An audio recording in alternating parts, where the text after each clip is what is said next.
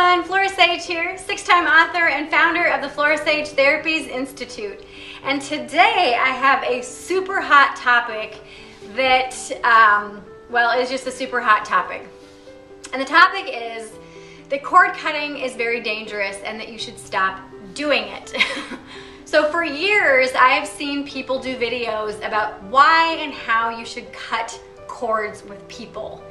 And in my opinion, this is one of the most dangerous things that you could teach someone how to do. So I'm gonna share with you why I feel that this is so dangerous. So being a gardener, if you cut the top of a weed off, the weed is gonna come back because you've literally just cut the top off, but you've let the root stay.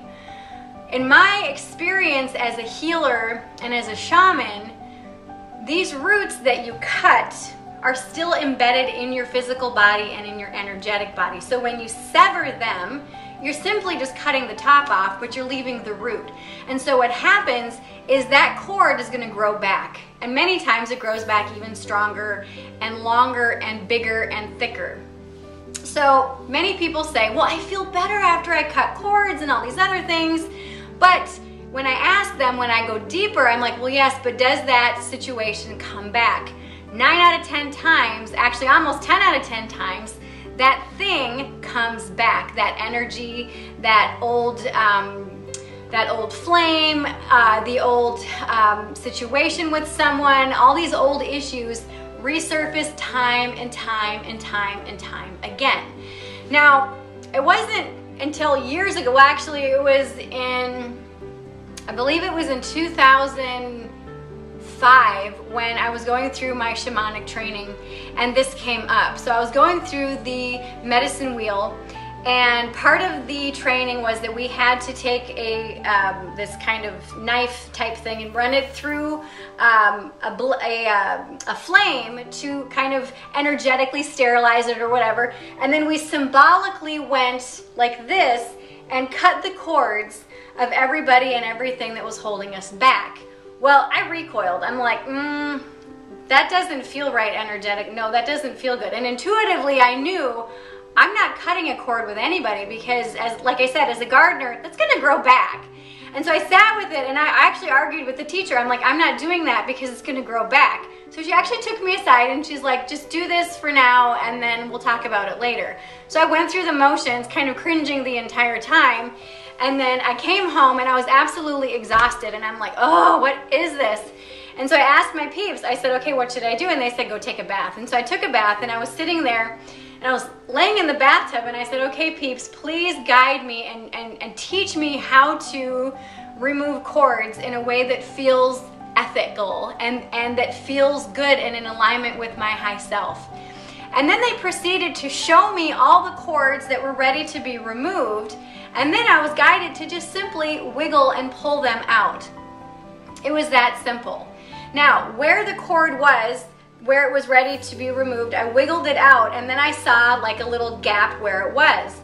Well, then I was guided to put kind of like this healing salve energetically in that space to fill in that gap. Now, the interesting thing is that over the months and weeks and years that I've been using this, I noticed, especially at first, I noticed that each cord had a story that went along with it. You know, the event, the trauma, the experience that was attached to that specific cord. But as I removed it, so did all the smaller hair-like cords and roots with it. And then as I filled it in and as it was healing energetically, I would notice some of the things from that event start to resurface. But I knew that it was surfacing just to clear, not for me to repeat. And so over time, after doing this for years on my own, then I was guided to share it with other people and offer that type of service to other people. And so that's what I started to do. I started to offer auric cord removal and light body illumination. And this is something, I actually have a certification program in my institute for it. It's been open for several years. And I'm so adamant and so I guess frustrated about why so many people are cutting cords and why this hasn't been a thing or an issue in the past. And so I've actually included a blog below where I detail the exact step-by-step on how to remove cords as well as the aftercare. So I really want you to think about cutting cords, and if you feel that it's ethical for you, if you feel that it's right for you, I want you to think about your experiences of cutting cords in the past and have those things resurfaced. And if they have, I would invite you to read my blog, because like I said, this is a very detailed explanation and journey of my experience with cord removal instead of cutting. And then I also give you the detailed step-by-step instructions on how to remove cords as well as the aftercare, because just as we go through physical surgeries, an energetic surgery is also a surgery. So I know that I'm in a disagreement with the majority of the people out there when it comes to cutting cords or removing cords, but this is something that when I work one-on-one with my clients, I've been doing this with my clients for years, and many of them have come to me and they said, I don't know about this because I've gotten this cord cut about 20 times and it's still coming back. And I'm like, well, there's a reason for that, because you're cutting it, you're not actually removing it. And people have seen a marked difference in their life by actually removing a cord instead of cutting it. So I hope that you have enjoyed kind of playing around with this idea and this topic of cord cutting and why you should stop cord cutting and why you should begin to remove a cord instead of actually cutting it out. And like I said, I invite you to read my blog, read the step-by-steps, and then post in the comments below your opinion about this and your experience with it. And I would encourage you to try it first before you sling arrows, because I know a lot of people, when they're presented with something new, can tend to be a little bit defensive, and that's okay. I mean, if cord cutting resonates with you, I totally honor that. But in my professional opinion, in my personal practice, and with all the clients that I've worked with in cord removal, the cord removal is a much more permanent solution to issues and things that have surfaced in the past, and cords that are just ready to be removed. You'll see in my blog that every time I recommend that people do a cord removal, that they sit with it and they just recognize the cords that are ready to be removed. Just because we have a cord doesn't mean that it's ready to be removed. And the ones that are ready to be removed many times will be illuminated so that you can actually see them. And they're ready literally to just wiggle out. And this is very much like when you, in gardening, soak the land first when you're getting ready to weed the garden.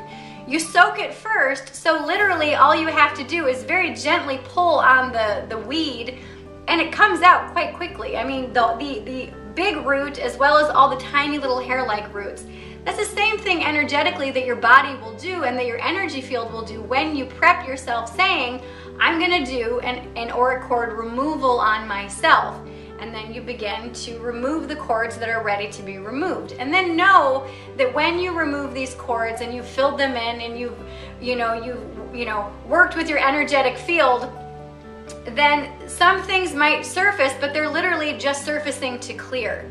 They're literally just surfacing to clear. They're not surfacing to stay. And that's the thing that has been the biggest distinction in cord cutting versus cord removal, is when you cut, they usually come up to stay and they keep resurfacing their ugly head until you actually remove the cord or do some deeper shamanic work.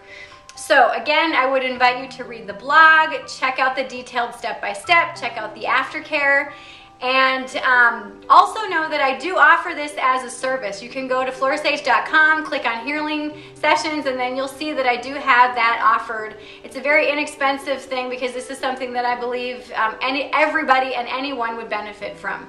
So if you have enjoyed this video, please subscribe and give it a thumbs up and share it with your friends on Facebook, Instagram, Twitter, or any other social media platform, as well as in email. And if you've really loved it, please come back for more and share your comments with me in the comment section. And also email me, flora@florasage.com. I would be more than happy to hear from you. All right, until next time, bye-bye.